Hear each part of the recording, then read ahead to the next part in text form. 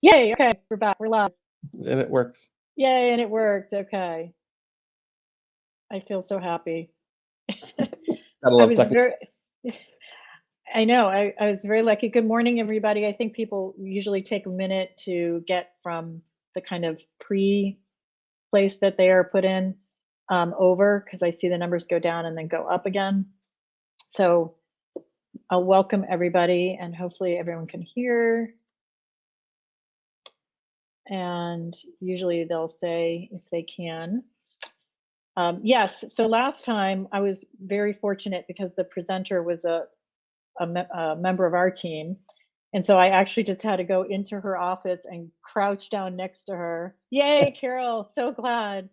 So glad that the audio sounds great because we've had a few issues, and I've definitely been talking to the Easy Webinar folks, and we did a whole test. So I'm really hoping there's no issues today because there's just too much good stuff to hear.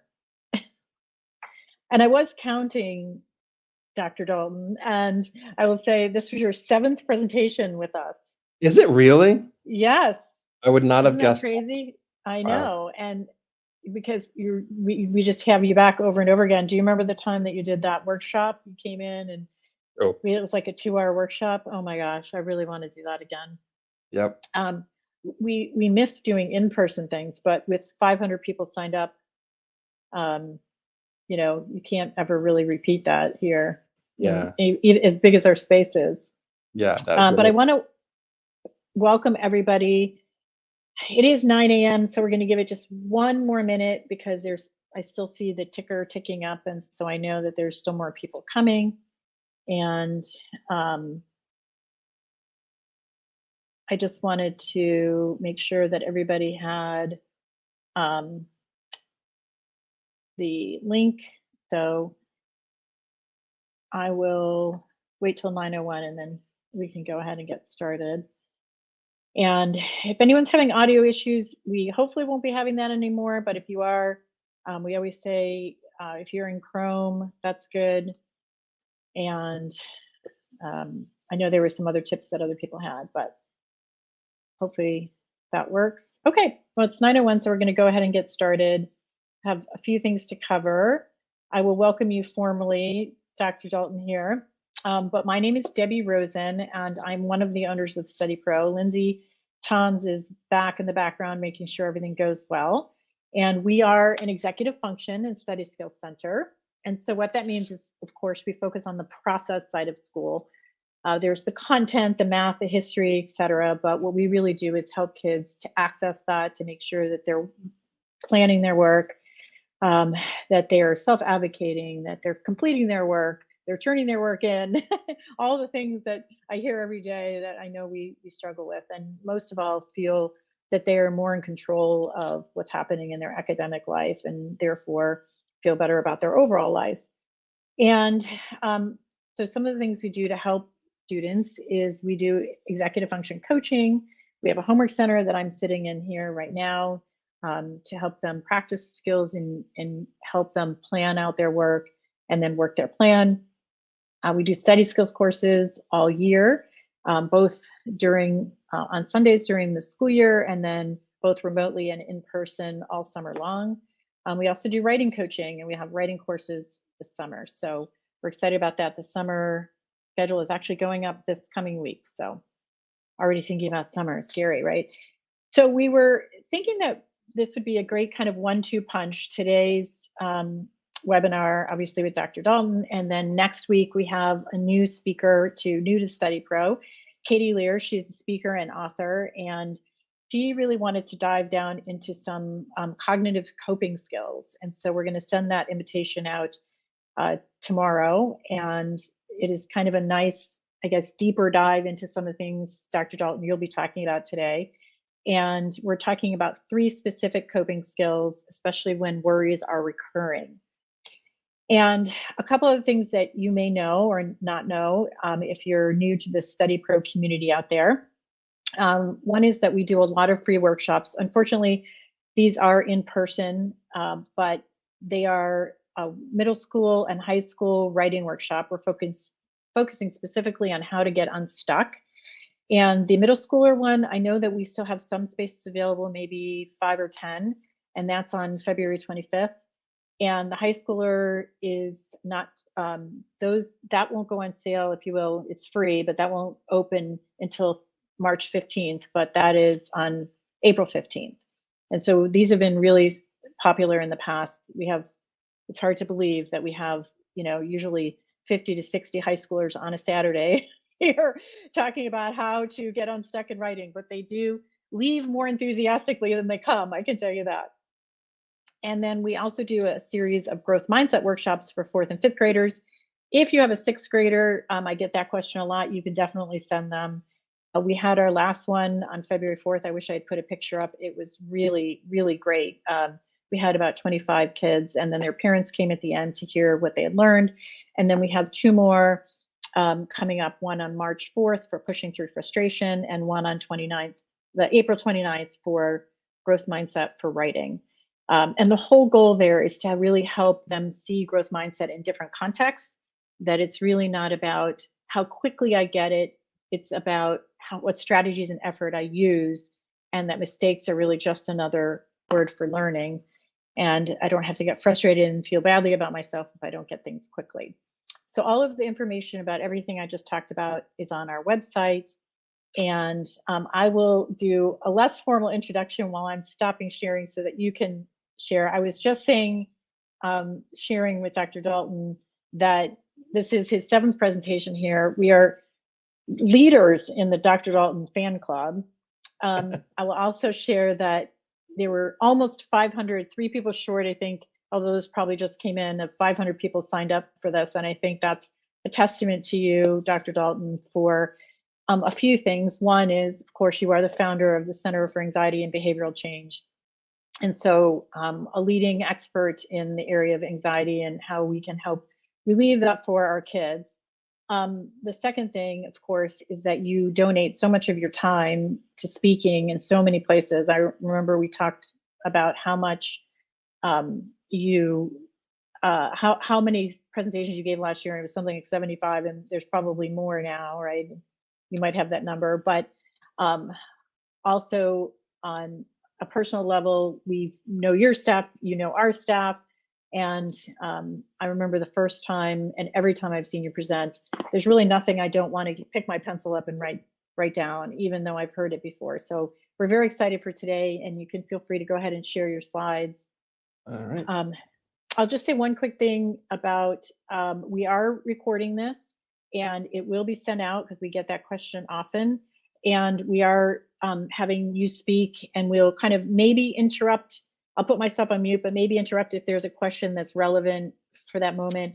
And then we are leaving 15 minutes, if people can stay at the end from 10 to 10:15, or whenever you finish, to answer questions. And so at that point, I'm going to put myself on mute and turn it over to you. Great. Okay. Can you hear me okay?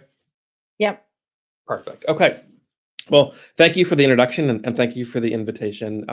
You're right. I give a lot of talks because I think it is such an important way to get the word out about where the kids are, kind of what the water they're swimming in is like for them right now, and more importantly, what can parents do to really help them. And one of the things that's fascinating about helping anxious kids is that it's an incredibly counterintuitive response. And so we'll be talking today about a lot of kind of scary bits of information about where the kids are, but also what is a toolbox that you can begin to use right away as parents and people who love kids to help deal with the issues that so many of these kids are experiencing. So let's get started. I have so much that I can talk about, and I know that I'm always limited by the time, of course, for things. But the first thing that I always begin with is that, so many kids come in to see me, and this is true of adults for that matter, and they say that they feel broken or flawed. Something is really wrong with them because they have this anxiety disorder that's getting in the way of their living. And I want to reframe that in a very accurate way. And so what I always talk about is that if you have a kid who's smart, creative, and compassionate, the universe will go ahead and throw anxiety in for free. It really is this package deal. So rather than being a flaw or a weakness. In reality, it's a shadow cast by these virtues. And the great news is that we can treat anxiety very effectively. It's the most treatable of all mental health disorders. And these great virtues remain fully intact. If we think about why creativity and anxiety go together, well, think about the similarities. They both ask exactly the same question: what if? Right? And so they're obviously being asked in different ways, but it's the same question. We also know neurologically that the brain pathways that are responsible for anxiety are the same ones that work for um, empathy and compassion. And so these kids, one of the reasons I love my job so much is I work with wonderful kids from great families who are dealing with experiences that are challenging them. If you're old enough like me to remember the 80s TV show, The Greatest American Hero, where this guy got the superhero suit but had no idea how to use it. I think that's the way a lot of these kids are, is that, they need the owner's manual for their nervous system. They need to really understand how to harness the power. These kids are extra alive, and they need to be able to focus that energy and to hone it and to make really good use of it. And so I always begin with this because I think it's so critical for families to understand that these kids have wonderful abilities. They just need skills. They need knowledge. They need perspective. They need insight. And so that's why I think treatment is really effective for a large degree, is that there are so many other things going really, really well for these kids. And as Debbie mentioned, please feel free to put questions in the chat as we go along. I can stick to the slides. I love making it conversational, which I know is hard on a webinar. And I can go off it to any specific, interest that anybody might have. Okay. So I'm going to talk about the difference between anxiety and anxiety disorders. And I'm going to begin by talking about this metaphor. Let's say that this morning you go downstairs and you put your toast or your bagel in the toaster and you go back upstairs to finish getting dressed. Well, you can never tell by the sound of a smoke alarm if your toast or bagel is burned or if your kitchen curtains are on fire. The alarm's going to sound exactly the same. And I'll get to in a minute why that's so important for anxiety, because our system for anxiety is either off or it's on, and it doesn't matter if we're having a false alarm or a real alarm. With our anxiety, our experience will be identical because it's an off-on switch, just like a fire alarm is. So let's get into what is really important, kind of the foundation of how we help kids, not just we, but people that use evidence-based interventions, really help kids who are dealing with this. And by the way, all of these things works for adults too. I often hear parents, when I'm educating them about how to help their kids, they kind of say, "Oh, this actually might help me too." And I'm like, "Yeah, yeah, it does." So let me talk about anxiety for a minute, because one of my pet peeves is when someone calls up and I'll say, "Well, what's the issue you're looking for help with?" "Oh, my kid has anxiety." My reaction to that is, "Well, thank goodness," because anxiety is a really important kind of biological inheritance. It's designed for survival. It is a critical part of why we're all here. Just like pain. Pain says, "Hey, stop doing this thing. You're damaging your body." Anxiety says, "Hey, don't do that thing. You may damage your body." And so they're really important to have. You ever seen that documentary on National Geographic about the guy who free solos up El Capitan, without a rope? I think he has an anxiety disorder. He doesn't have any, and they put him under an MRI machine, and sure enough, like his amygdala, which is the fear center, was offline. And so he thought it would be a really fun thing to start like climbing these mountains without ropes. When it's working appropriately, it is an alarm that goes off when it's supposed to, and an alarm that doesn't when it's not supposed to. The other function of anxiety is that it stops us from repeating mistakes. And so if we are doing something and during that experience, we feel really sick, hurt, or scared, that will be red flagged in our memory system in a kind of a different category of recollection. So we will never repeat that mistake again. A lot of us can relate to the idea of like food poisoning. You ate something you used to really enjoy, you got terribly sick from it, you can never look at that thing ever again. And the same thing is true with fear. And so it prevents us from repeating mistakes. And so that's why anxiety is so important. but like any bodily system, it can malfunction. And so what makes an anxiety become disordered is not the intensity of the anxiety. Even professionals get that wrong. If you're in a very dangerous situation, I want you to be anxious because you won't get distracted. You're not going to lose sight of the dangerous thing in the room. What makes an anxiety become disordered is the goodness of fit to the situation. Fundamentally, disordered anxiety is a false alarm, where the fear is real, but the danger is not. Now, this is where the fire alarm example comes into play from the burnt toast. Well, because we can't tell by the intensity of our fear whether our appraisal of danger is right, if it's a false alarm or a true alarm, we are going to go back to our default factory settings as humans.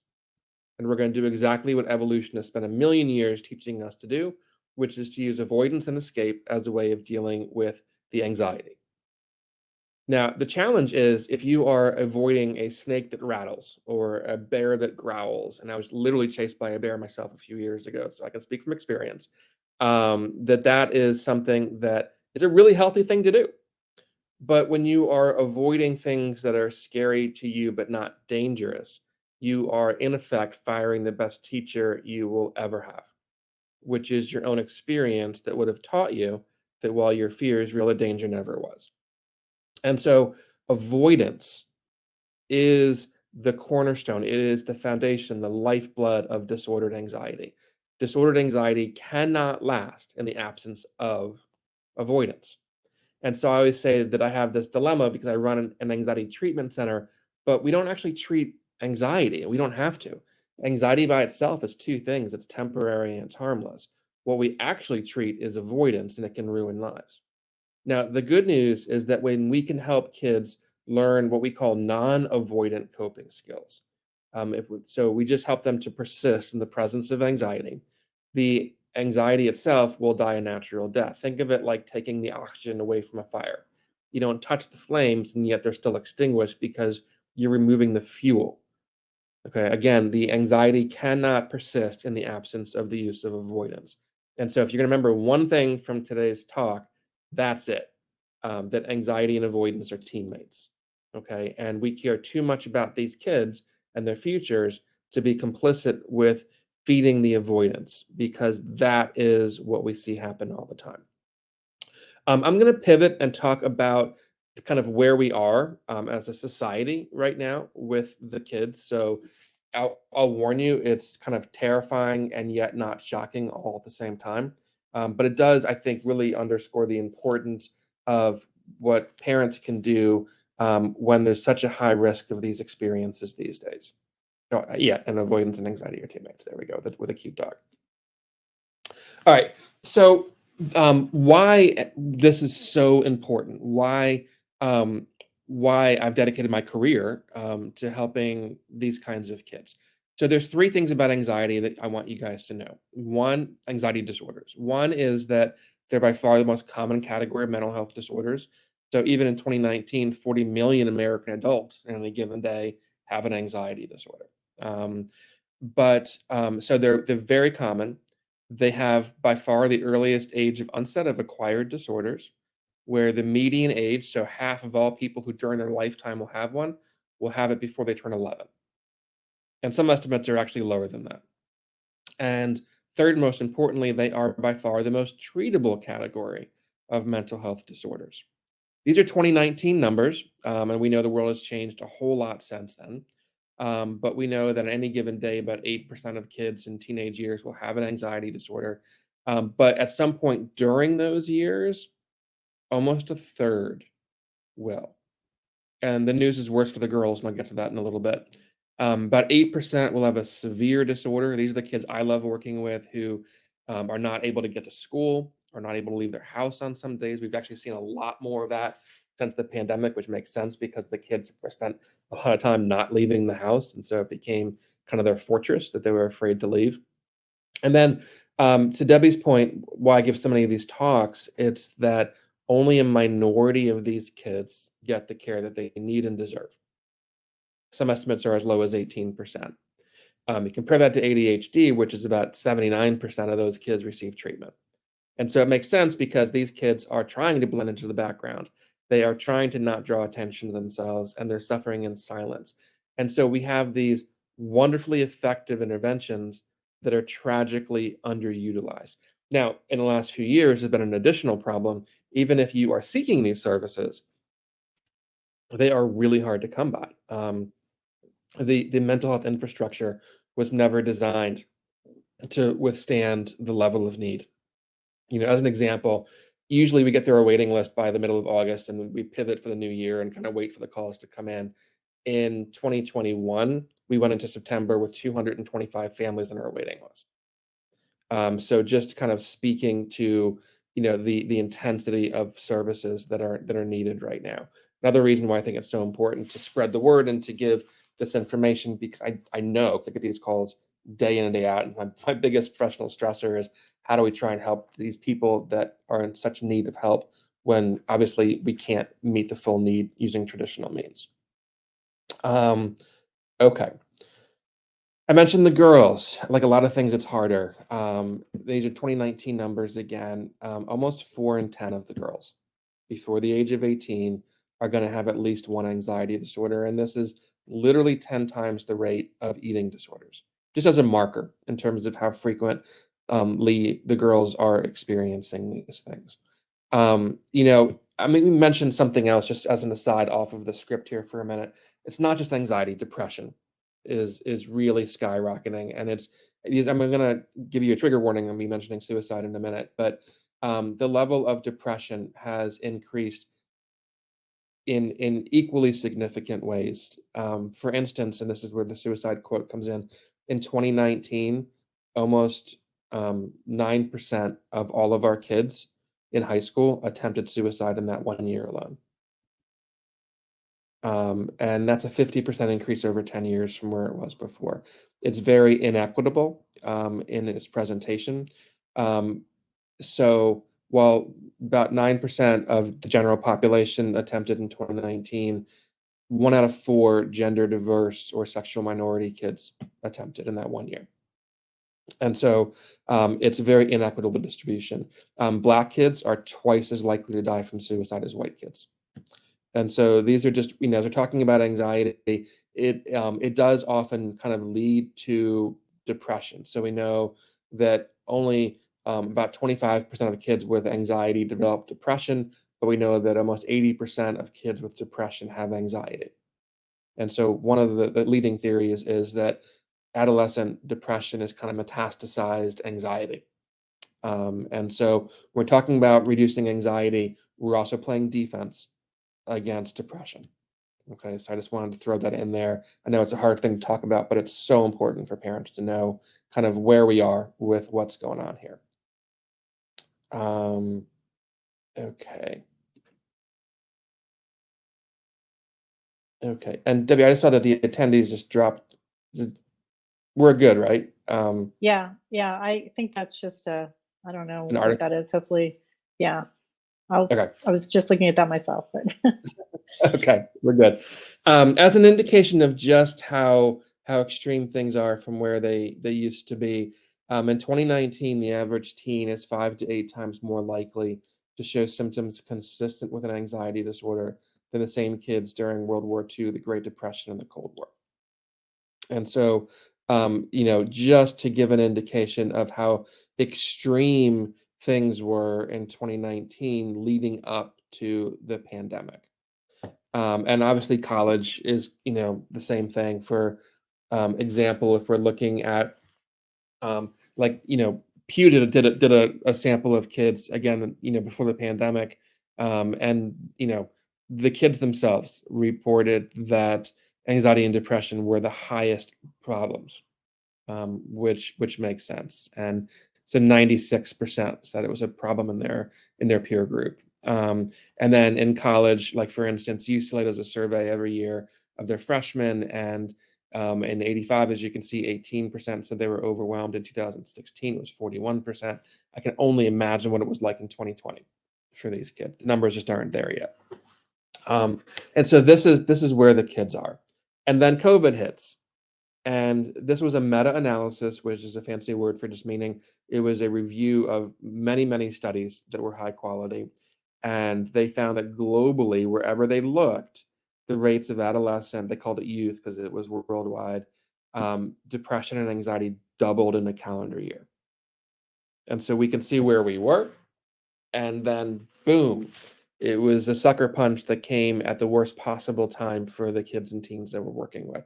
I talk to and I work closely with many schools locally and nationally, and I hear across the board the kids are not okay. The kids are behind academically, we know. In fact, teachers have twice the stress of the average American worker right now, and their biggest source of stress is trying to fill the gap in missed knowledge and learning over those years. But we also see the kids are behind in social emotional ways. They don't have the same coping skills, behavioral problems. We're seeing in high school problems that usually we're seeing in middle school.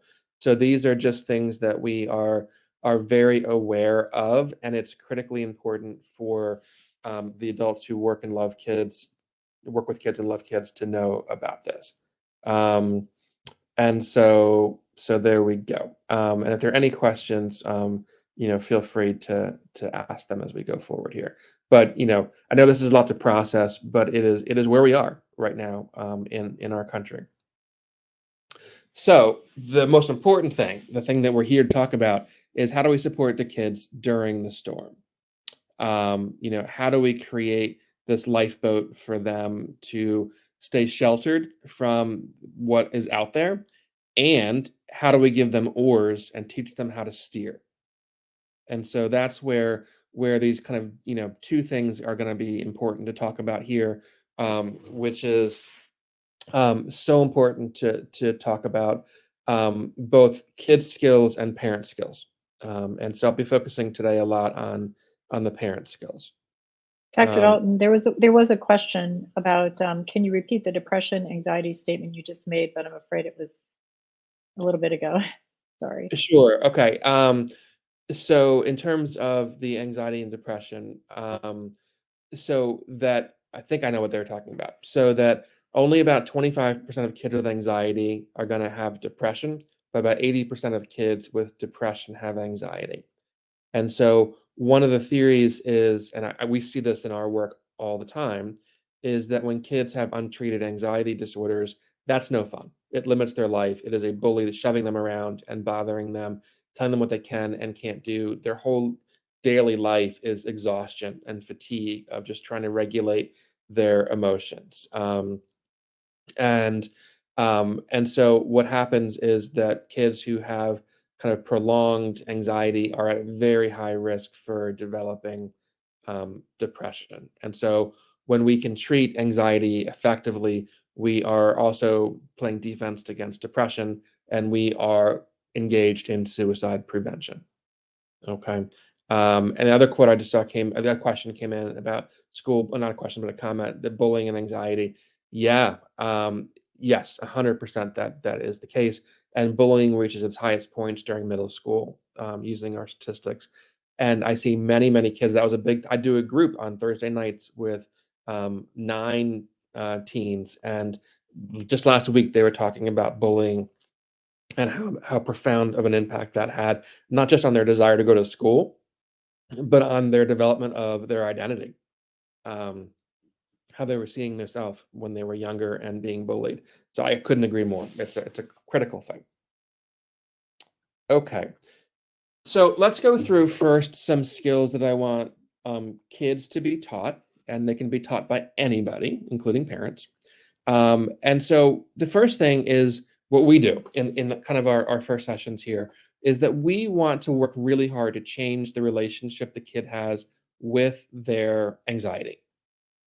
Okay. And let me explain a metaphor that we use to kind of forward that goal. So let's say that you are on a trip to New York City. It's a beautiful spring day, and you are at the observation deck of the Empire State Building. You're enjoying the view. It's really nice. Out of nowhere, the fire alarm sounds. And if you're built like me, you're going to be like a 7, 8, 9, or 10 out of 10 level of anxiety, right? You're going to be not thinking about dinner or what your plans are the next day. You will be thinking about how to leave. We call that an urge to flee, which is again like what anxiety is for. If we feel it, our body says, okay, leave, or don't enter wherever you are in the situation. Um, um, yes, and Daniel, I can send things to Debbie about that. But yes, I have all of those bits of information for you, as well as the rates for kind of more vulnerable groups. Yeah, I'd be happy to share that information with you. Yeah, and I'll send that with the resource links when we send out the replay.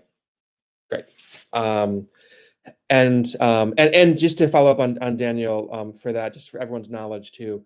Again, suicide. So I'll give a trigger warning for it.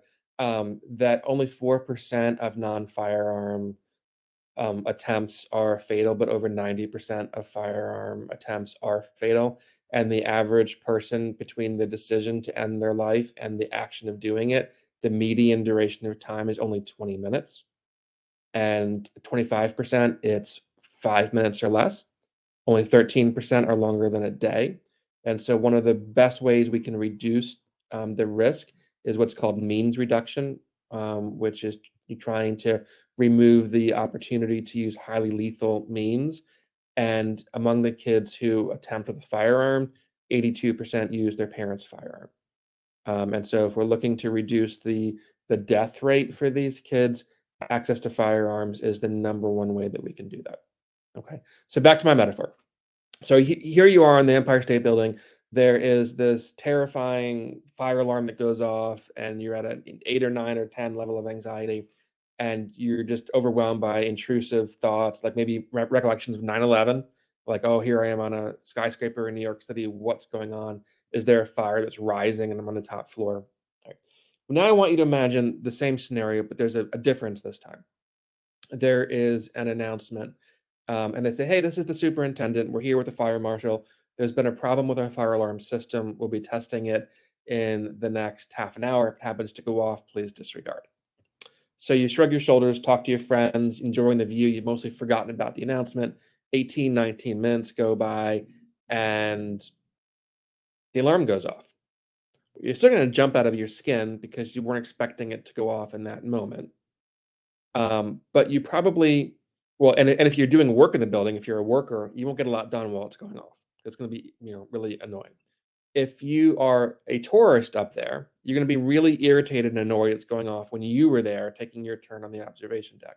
But you will almost assuredly not have this kicked in the gut high level of anxiety paired with an urge to flee.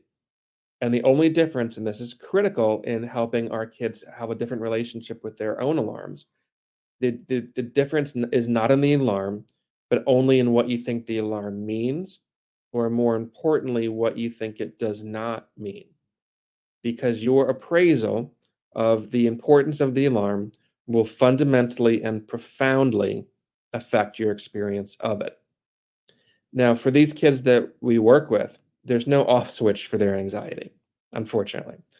But we can help them to think differently about what that anxiety alarm means, or more importantly, what it does not mean, because again, their appraisal of the importance of the anxiety alarm will fundamentally and profoundly affect their experience of it.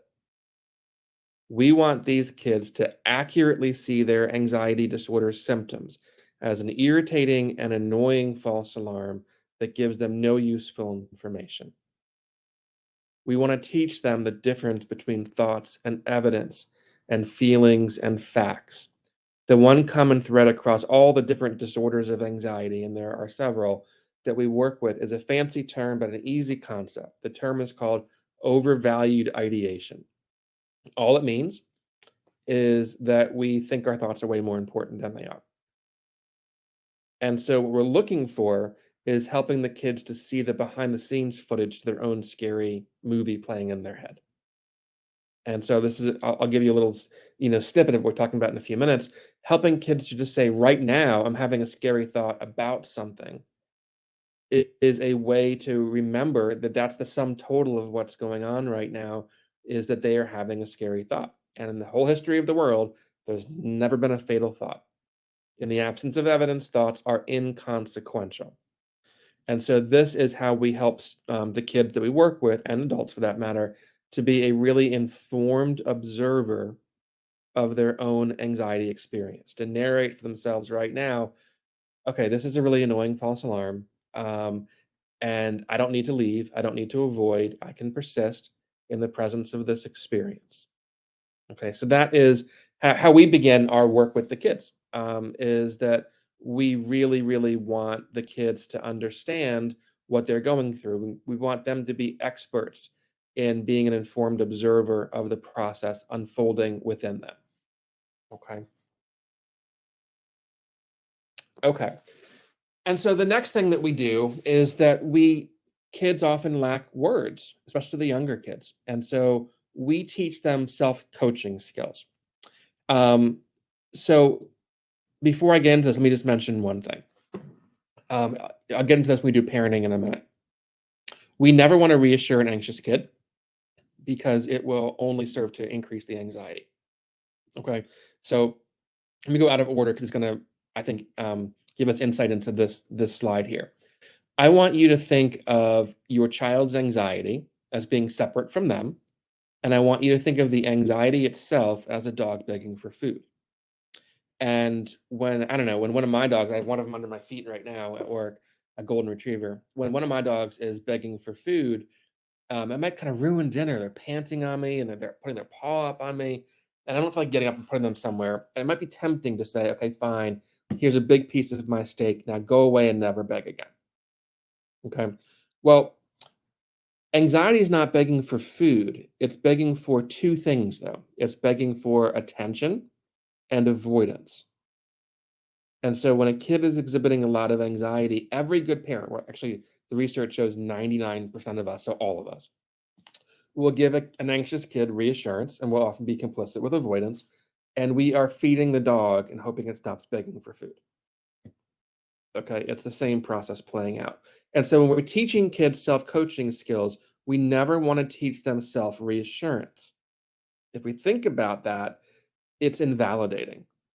If a kid is trying to think of reasons why their feeling is wrong, they shouldn't be having this feeling right now, that's actually going to just increase their distress because now they're focused on their feeling and they're going to be thinking, oh, well, something's wrong with me. I'm having this problem and I shouldn't be having this.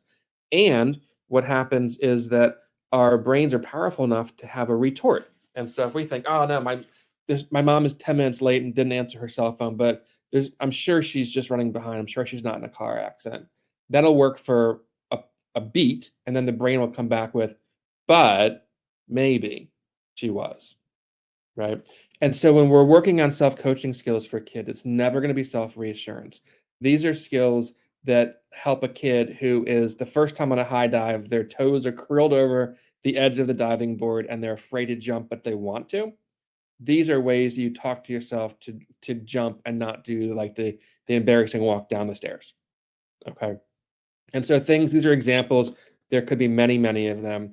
Like right now, I'm having a scary thought that I mentioned that already. That is actually a profound ability to get at that meta level. We call it metacognition. Being able to think about your own thoughts is a high order, but it's also a wonderful way to respond to these things. Kind of what I think should have like, tattooed on these kids' internal eyelids, fear is temporary and harmless. But I'm stronger than my fear is another one. Scary thoughts can't hurt me. And then the most important ones here is that just because I'm scared doesn't mean I can't do it. What we help kids to do is to overrule the default factory settings we're born with, that if we feel this emotion, we need to avoid as a way to cope. We want them to be able to pursue their values, not to pursue their comfort. And that's the great thing about getting these kids better. The skills we're teaching them are not just anxiety skills. Being able to overrule fear as a decision-making tool and pursue their values rather than pursue their comfort. Imagine what that unlocks for these kids in many other areas of their life. And so that's one of the reasons why I think that, for a kid who has anxiety and learns these skills is actually better off for having gone through it than never having it at all. Okay. So these are some things that I want kids to know. And let me tell you why this is something that I want parents to give their kids is that what's really important is that when parents have an anxious kid, every parent comes into me and they say, "What do I do when they're anxious?" And the better answer is, "What do you do when they're not?" I'll get to that a little bit later. But what we'll want to do is say things like, you validate, what I call name and contain. So it looks like you're feeling really anxious right now, or it seems like you're really frustrated right now. So you name it, because naming an emotion gives us agency over it, reduces the impact of the emotion. And then saying something like, with a bank teller tone of voice, what can you tell yourself when you feel that way? Or what can you do when you feel that way? So we have to give them the answers at some point before we ask the question.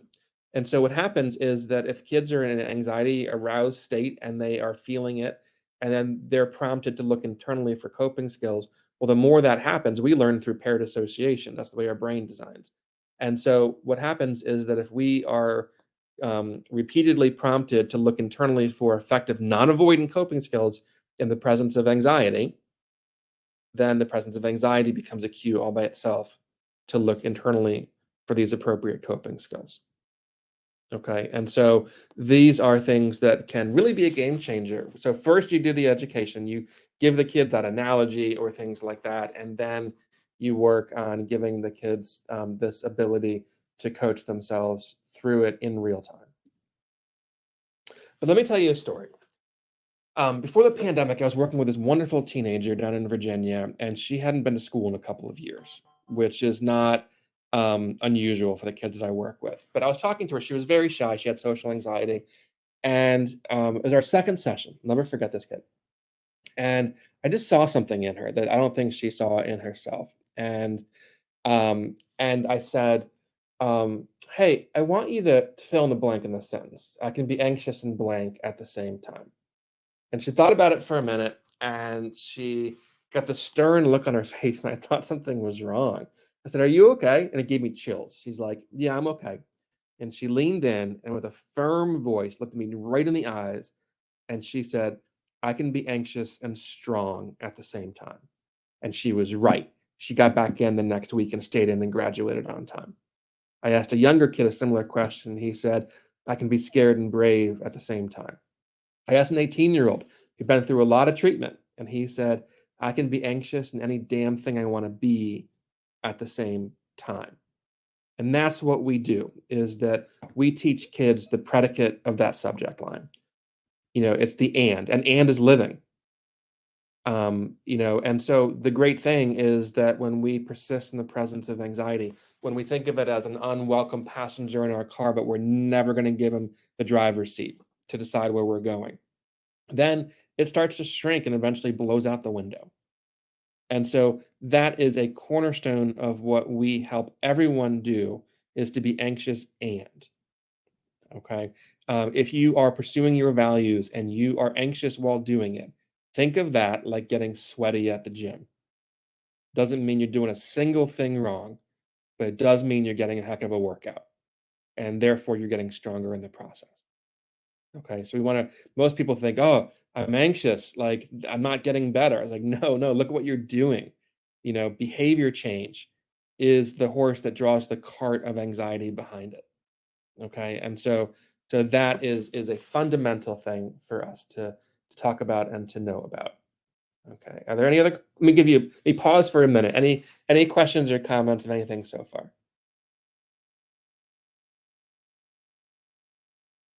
Looks like the numbers are going crazy, so I would just ignore that, Dr. Dalton, because everybody else seems to be here. They're saying they're here. Oh, that's good. Okay. Okay. All right. So one of the things that we have had to do in our work is we've had to shift since the pandemic, and we're focusing more on resilience than we ever have before, because the world just went and got a lot harder.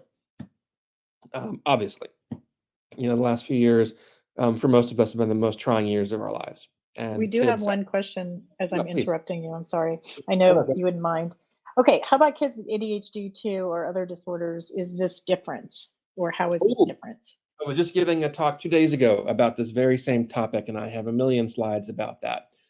So some estimates are as high as 42% of kids with ADHD will have an anxiety disorder. And ADHD also 2/3 are going to have at least one other mental disorder, the most common one being learning disorders. And so when we are dealing with this, it's important that we know that much of the anxiety is often downstream of the ADHD because these kids are impulsive. And so they are having a difficult time at school. They're having a difficult time with social situations sometimes. And so we build skills and we focus more on accommodations. One of the things that's hard about ADHD is that it's obviously an impulse control disorder, no matter what version of it you have, it is. And what are we trying to help kids do? To not follow the impulse to avoid. And if you have an impulse control disorder, that is tough. Okay. Um, and there's a bunch of questions coming in now, I see. So Yeah, let I me, I can go on. I was gonna say, let me just go through a few more, and then because we have a lot of questions coming in, and I want to go through this resiliency part, and then Yeah, go through a little bit of parenting stuff. don't worry, The way, I'll keep track. all right, awesome, thank you. Okay, so these are not my ideas about resilience. This is what the research shows. Okay, and so if you know if you want to know how to help kids, here you go. I'm going to highlight a few of these that I think are really important. Number one, and the research again and again and again shows this, and there was just some data published last year from the longest psychological study ever. It's over 80 years at this point, looking at predictors of human happiness, and the number one is connectivity. And so, when we talk about resilience, the best thing we can do for kids is to help them feel connected. Okay, I was talking about a lot this week about the really high rates of suicide increases among Black kids, and what we know, one of the ways that we can reduce that, because the science is there, is that Black kids tend to feel less connected at school, and those kids in particular are at higher risk for doing really dangerous things, in terms of self injury, and so we want to, especially with kids who are LGBTQ, kids who are American Indian, Native Alaskan, kids who are Black, if they have a intersection of multiple kind of minoritized identities, they're at a much increased risk. But all the kids, we need to focus on increasing the connections they feel. Okay. And so that is by far the number one way to build resilience. Think of social support as vitamin C against anxiety and depression. Okay. Going down the list, I'm going to highlight a few of these. Teach and model self care. One of the very best things that any parent can do is to take good care of themselves in an observable way. Okay, model self-care. I did when I talk to teachers, which I do all the time, I talk about this too. Like, be open about the ways that you're using self-care for yourself. For instance, like having breaks. So there's all kinds of research on burnout, and so having small breaks during the day, medium-sized breaks weekly, and monthly having at least a day where you are psychologically distant from your stress are incredibly important. And so we know that being in nature is a way to accelerate that. I go for like a 5 mile hike every weekend in the woods, and that's my self care. That's how I manage it. And I want people to model self care for their kids. Okay. Let me go to the last one here because life has been hard. It's been hard for all of us, and the kids and young adults, the research shows, have had the hardest time. Well, I go back to like Viktor Frankl's work, if you're familiar with it, like Man's Search for Meaning. If you don't know, he was a psychiatrist who survived the Holocaust in a camp, and he talked a lot about meaning, and the science is there. And so, what I think about a lot, and I think this is a really important thing, so I'll say it twice, is that human suffering and struggle are pregnant with meaning and purpose. I'll say it again. Suffering and struggle are pregnant with meaning and purpose. If our hope is to avoid suffering, we're doomed to fail because our existence is so intertwined with suffering that we can't hope to ever avoid it. But we can find meaning within it. Asking kids questions like, what have you learned about yourself during the last few years that you otherwise wouldn't have known? It's a leading question, but it's a meaning searching question. We call it a making meaning question. Um, Asking ourselves, what is life trying to teach me right now, is a great way to look for meaning and purpose during struggle. We know that growth and comfort are almost always incompatible.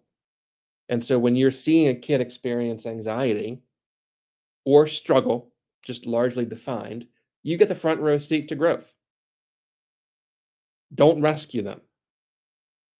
You're removing something incredibly important in their sense of identity, understanding of their own capacity. You're going to limit their growth if you limit their struggle. And so that is a really important way for all of us to think about our own struggles, especially over the last 3 years, in terms of what have we learned about ourselves. Most of us have learned we can be a lot more flexible than we thought we could. And that's a really important thing. That doesn't diminish the suffering and loss that we've been through, but it does help us to create a narrative that makes sense to us. Okay. Let me go through a couple more, and then we'll open up for questions. I know there's probably a million of them.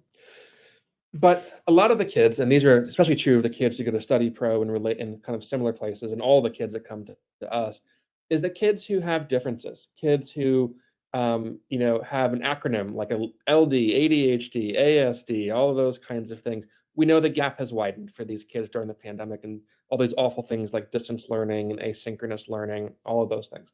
Many of these kids lack context. They don't understand why things are harder for them. And so they make assumptions, and they usually assume that they are less than. And we see this all the time. And so, what we want the kids to do is this metaphor. Okay. I found this picture. There's this idiot on the left who, for some ungodly reason, drove his Ferrari on a beach.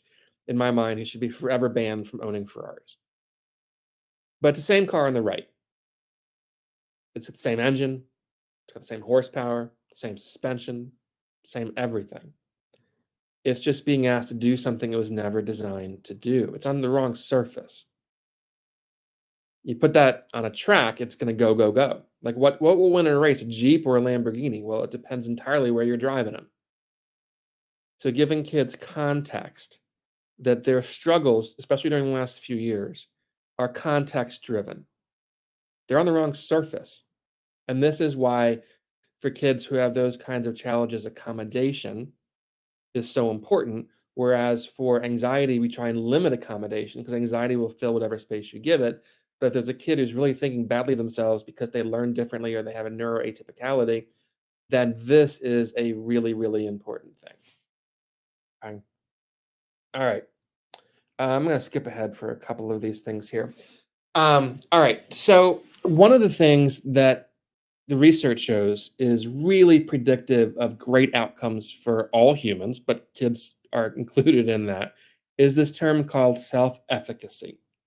Complicated term. It's been around. If you've taken Psych 101, you've heard it. You can read what it says, but really it's kind of how confident you are in your own abilities to do what you feel like you need to do. And we know that there are some ways that we can cultivate this. Okay. So number one is mastery experiences. So if there's an area of competence in a kid's life, they don't have to master it. That's maybe it's a wrong term, but there's an area they feel strong in. Like I was talking to Debbie before we got started. My daughter, she's in 7th grade and she is a dancer and she loves it. We don't does not get it from me, but it was open during the pandemic and it was her second family and she's good at it. And that was a source of great resilience for her. I've also seen kids before. I saw like a champion yo-yoer. That's a true thing. I didn't know that existed, but it is. And that was his source of mastery. And that helped him to realize that he could accomplish a lot of things. So creating opportunities for kids to find things they're good at is really important. Next thing is vicarious experiences, like helping people through hearing stories of other people overcoming things. So they're talking in Ivy League colleges about having professors talk not just about kind of the diplomas they have behind them, but about like how all the struggles they had to overcome to be where they are. We know that even reading books or watching movies or hearing stories from parents can build this thing. Another thing that's really important for parents and for educators is the simplest thing of saying something to the kids like, "I know it can be hard, and I know you can do it." So having someone else say that they see something that you don't see in yourself can be a game changer. But let me tell you how we explain this to kids. Let's say there's a bird on a branch, and that bird looks over and sees there's a crack on that branch, and and it's just standing there, and or I don't know if bird sits or stands, but it's there on the branch. And is the bird unafraid because it can think of all the reasons why the branch is strong and unlikely to break? Or is the bird unafraid because it knows it can fly? Knowing you can fly is self-efficacy. Knowing you're going to be okay, not because a bad or hard thing isn't going to happen, but because you can handle bad and hard things. That is a critical skill. The more ways that kids can finish the sentence, I know I can do hard things because, the more resilient they can be. Okay. Now, let me pivot and talk about parenting strategies because I think this is just absolutely critical. We mentioned before that every good parent gets this wrong and they reassure an anxious kid. We don't want to do that. We do not, because anxiety will fill whatever space you give it. We do not want an anxious kid to believe that they can't do something because they're anxious. Anxiety is a doorway, it's not a wall. It's really important for kids to understand that. Um, but what do parents do? Well, the first thing is to model non anxious arousal. Let me give you a metaphor. Let's say that you are terrified to fly, but you win a raffle for like a trip to Hawaii. So you got to go. And so you're on the airline, you're over the ocean, and you're already nervous and you hit a really rough turbulence patch, and the plane is really bouncing around. You're gonna be very anxious, and I promise you, you're gonna look around for all the people on the plane, and you're gonna see how they're reacting to it, especially the flight crew. And I want you to imagine one scenario: the flight attendant says, "Okay, everybody, please remain calm. Just put your seatbelt on. The plane is built well. The wings are very firmly attached. We're going to be landing in an hour. Please, there's no reason to cry. Everybody, let's just buckle up and hang in there." Okay. Now, same situation, but this time the flight attendant says, "Ma'am, would you like tea or coffee with your lunch?" Okay. Um, well, what's happening there is, and Debbie, you've heard me say that a million times before, and I know that you've used that before. The idea is for that is that we are modeling non-anxious arousal. If we give reassurance, it validates the need to ask for it and strengthens the anxiety over time. I want you to remember calm is contagious. When you are modeling what you want the kids to exhibit, you are doing a much better job than you are if you tell them what they should be feeling. Okay. And saying you shouldn't be feeling anxious, they will experience that largely as being invalidating.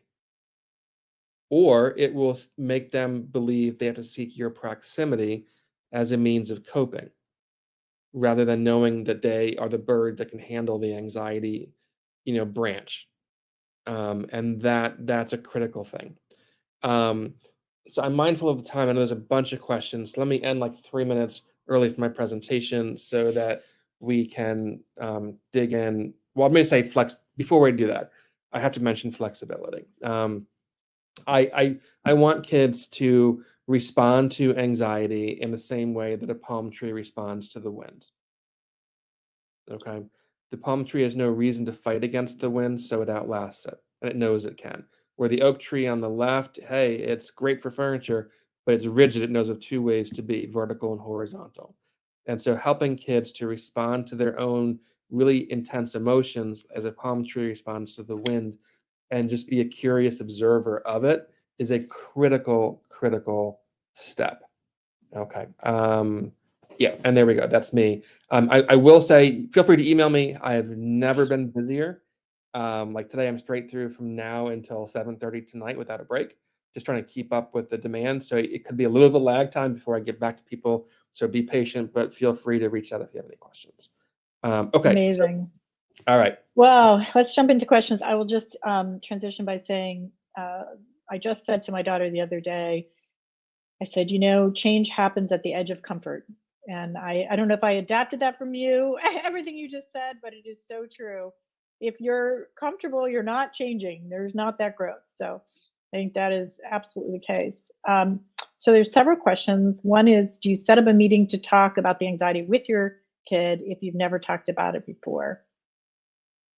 A meeting with the kid themselves. Yeah.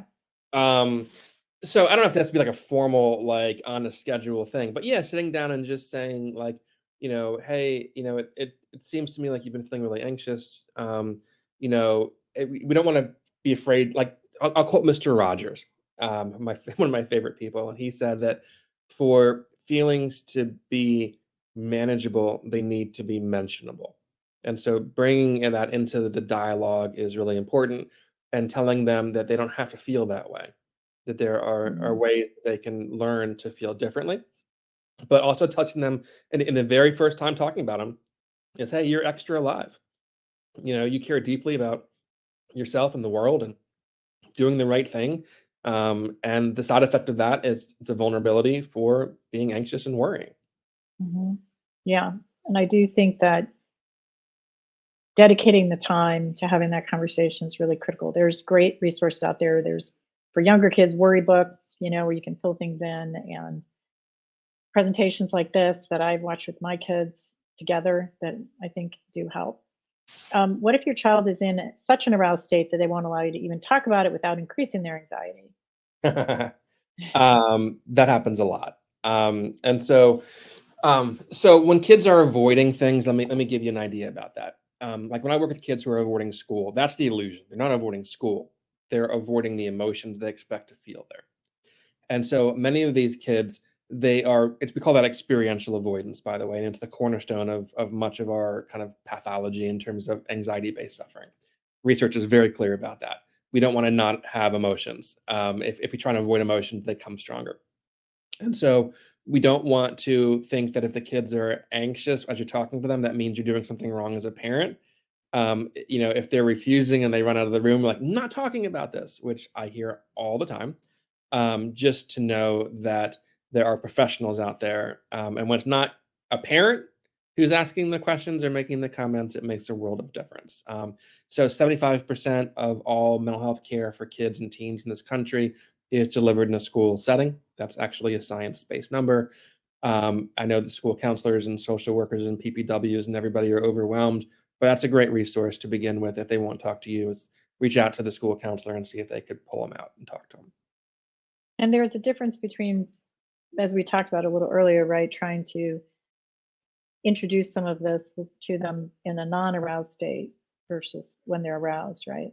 It's about timing it. Yeah, if Mhm. a kid is, if their launch sequence has been initiated, as I call it, then that's the situation that, they're not gonna hear what we're saying. Like, there's marriage therapists out there who will put people on, like, blood pressure monitors during the session if they get above a certain level, like, "We're gonna stop until you get lower." So yeah, it needs to be presented in a calm way at a calm time.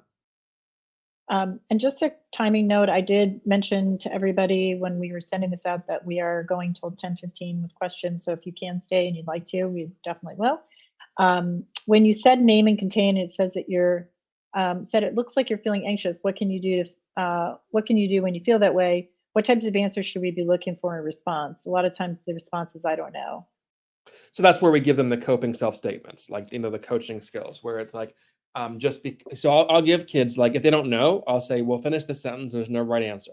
Just because I'm anxious, right?" And then they can say, "Doesn't mean I can't do it, or doesn't mean anything bad's going to happen, or those kinds of things." And so you kind of teach it in the same way you would, like, a kid struggling with a math problem. You know, Hmm. no good parent's going to go over and say, "Oh, that's a hard problem. The answer is 12." Why wouldn't you Hmm. do that? Because I get the answer right. Well, you wouldn't do it obviously because they wouldn't learn how to solve the problem. And so think about the way you help a kid who's struggling with homework and they're confused of a concept. The same skills are how we teach these skills. The great thing is that, like all skills, these skills can be taught, which means they can be learned, which means they can be practiced, which means they can be improved. And so it's the same teaching skills. What we do is we're as much teachers as we are psychologists here. I mean, 100%. And we do have the slides being distributed, so that slide that Dr. Dalton referred to will be in there. And again, there's a trigger warning here because there's a comment about potential suicide, although I think it's not necessarily meaning that here. How do you deal with a kid who says they will kill themselves if they are asked to attend an event or to do a challenge as opposed to feeding their avoidance? So we see that all the time. We call it the nuclear option here. And so what we do is I'll give you a very specific answer for that. Thank you for telling me that you're not feeling safe. So you always want to reinforce communication about safety things. Number two, we want to believe them. Okay, we can't assume that they are just saying it. I'll tell you a scary story. I see a girl, she's in high school, brilliant, but has really intense social anxiety. And she is, before I met her, at the intake, she told me the story. I was the first person she told that the year before she was going to go to school and she had to give a presentation, but it was for a really competitive class. And she knew she couldn't do it. She was too terrified. She had a phobic response to it, but knew she had to do it. And so she had a plan. This is another scary thing. Before that class, to go off campus to a bridge and jump to her death. Mm, That teacher was out sick that day, and so she's here. And so we never want to assume that kids are just saying those things. We take them at their word. And the benefit of that is we'll say, like, let's say something really important, like, okay, it's going to school. Like, okay, well, thank you for letting us know like about your level of needs. We're going to make sure that we really increase resources to make sure you're safe during the process.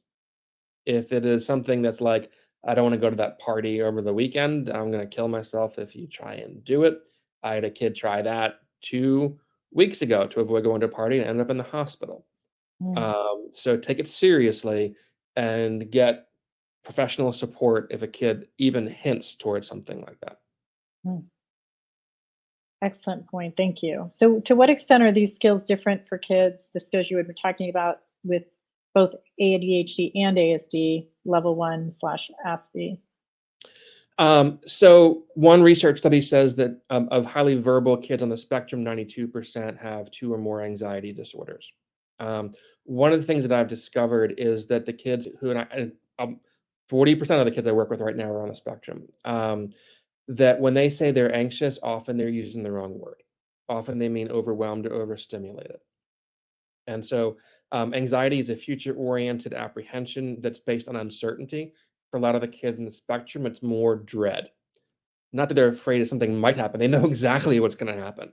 They're going to be overwhelmed and exhausted being in school and trying to mask when they're there and have a lot of these kinds of challenges. And so, what the research shows about ways to kind of help those kids in particular is to know, I'm going to quote my colleague Donna Henderson, that when a kid's on the spectrum, the burden of change lies on the adults, not on the kids. We have to look for high structure, low stress, and we help them to use sensory soothing techniques when possible. Um, and we also, there's a process that happens a lot with these kids called cognitive overload, where I'll give you an example. Listen to a podcast of an adult with ASD who specializes in ASD. She said she was giving a talk one day. There was a break. She went to the back of the room. There was like 15 varieties of sodas. She froze. And one of her friends saw what was happening, came over, picked up 3 cans, said, "Hey, which of these do you want?"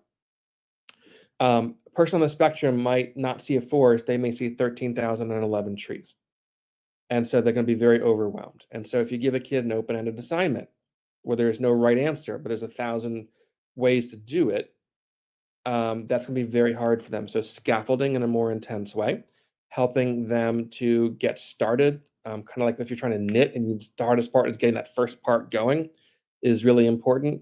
But lowering stress levels, knowing that it's hard to be neurodiverse in a world designed for and by neurotypical people. That's incredibly helpful knowing that I have a son with a profile. Um, so the question is about a 13-year-old who resists the idea that she has anxiety disorder. She does accept that she also has OCD.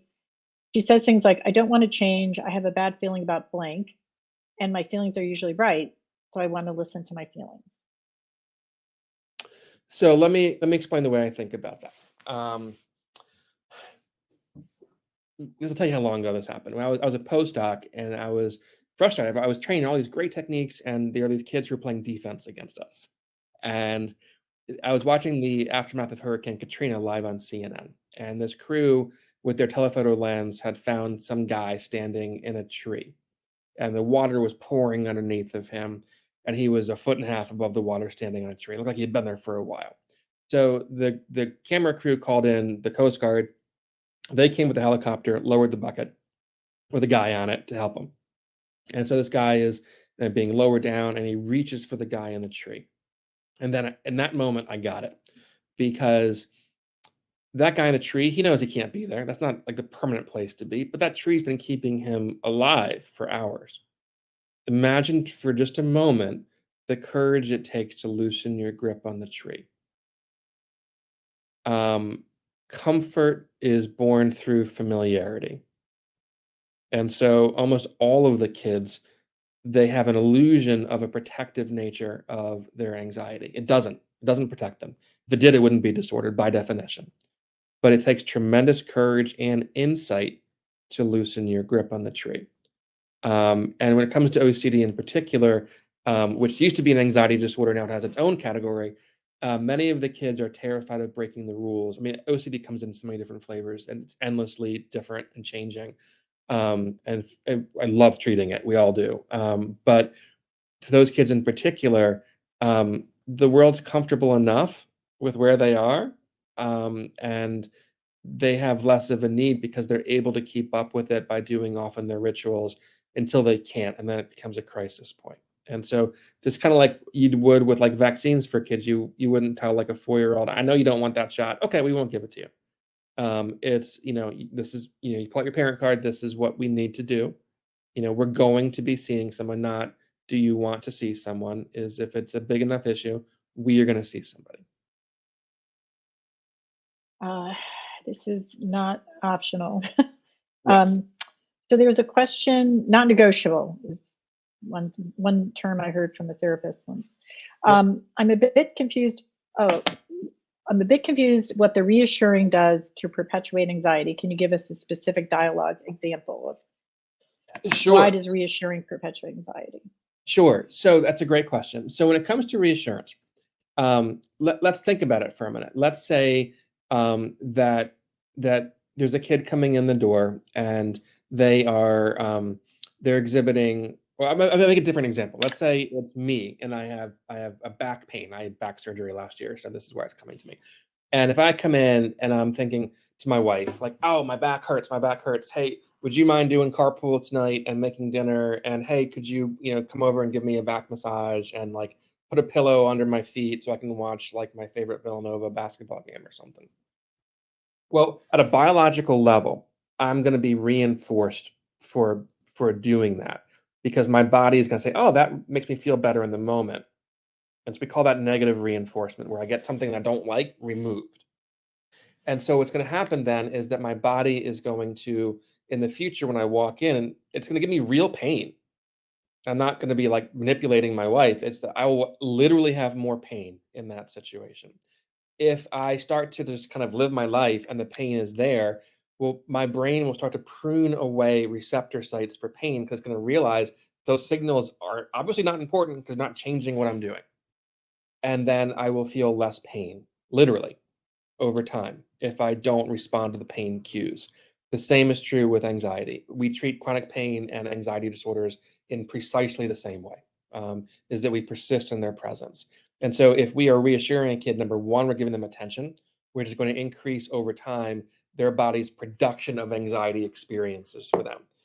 Think of your attention as a parent as your child's paycheck. And that means you want to be exceptionally careful what you pay them for. The other thing is, let's say that there's a kid who is terrified of butterflies and they won't go out to recess, and they come into my office. I never would, but I could give them like a Batman utility belt full of fly swatters and bug spray and say, "All right, now you're protected against them." Well, I wouldn't do that, because even though they go out to recess, they would always be on the lookout for the next butterfly. And if they lost their fly swatter, or they ran out of bug spray, their anxiety would come above baseline. And number three, they would never learn that butterflies can't hurt you. And so reassurance is designed to help a kid not experience an emotion. We want them to know that they can handle the emotion. We want them to know that if they're trying to change their emotions, they're in effect swatting butterflies. That our goal is not to avoid anxiety. It's a natural human emotion. Our goal is to avoid avoidance.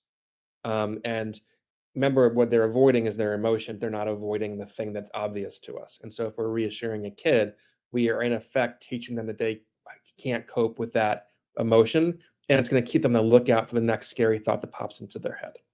Mhm. I'm mindful of time, and in 2 minutes, I have to log on for a kid I'm seeing in Spokane, Go Washington. for it. I Yep. want to make sure that I don't neglect them. But I just want to say to everybody, thank you for the time today. This is such an important topic.